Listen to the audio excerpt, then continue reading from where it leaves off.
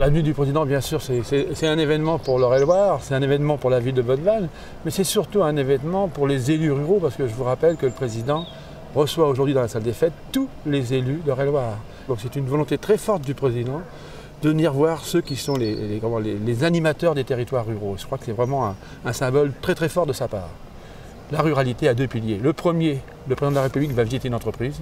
Ça, c'est un pilier énorme puisque c'est la fiscalité des entreprises, c'est le poumon financier de nos territoires. Et le deuxième, c'est les acteurs, les élus ruraux. Voilà, les deux piliers de la ruralité. Et le président rencontre les deux et j'en suis très heureux et très fier. Rolaril, c'est une société qui fabrique du matériel, d'équipement destiné à la restauration hors foyer, qu'on appelle la restauration commerciale. C'est une société qui emploie à peu près 150 personnes et qui exporte dans une centaine de pays dans le monde. Concernant sa disponibilité par rapport au personnel en visite d'une usine, il s'attache à essayer de comprendre ce que font les hommes et les femmes dans une entreprise, ce qui est merveilleux. Pour le reste, il connaissait parfaitement son dossier, comme d'habitude. Donc il a pu effectivement poser les bonnes questions, les questions qui sont importantes. Pourquoi, comment, où, voilà, est-ce qu'il reste de la marge d'entreprise pour investir? Est-ce qu'on peut fabriquer en France? Et qu'est-ce qu'on a fait effectivement pour rester en France et éviter de délocaliser?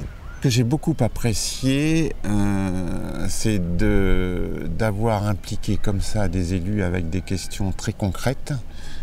Et d'avoir aussi des réponses très concrètes. Moi, j'ai interrogé le président de la République sur la réforme des collectivités territoriales.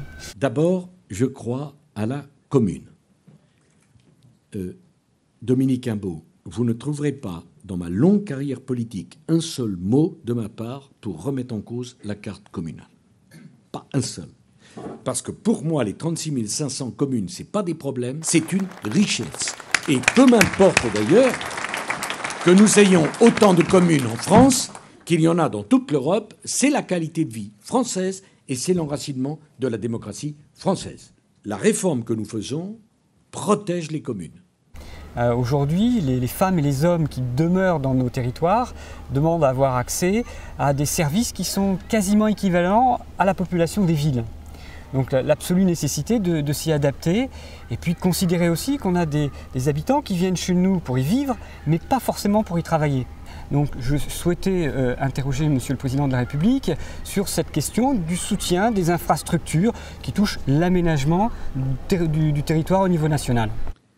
Entre 2011 et 2013, l'État va investir près de 5 milliards d'euros dans les infrastructures de transport, Monsieur le maire. Dans un département comme le vôtre, ça se traduit par la mise en concession de la route nationale 154 Orléans-Rouen.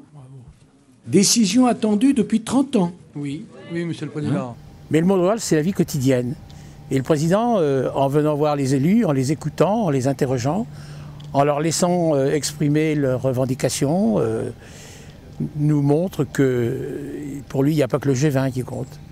Il y a la vie de tous les jours, la vie quotidienne de nos concitoyens, et notamment au milieu rural, où ils sont souvent un peu isolés. Ça nous fait chaud au cœur.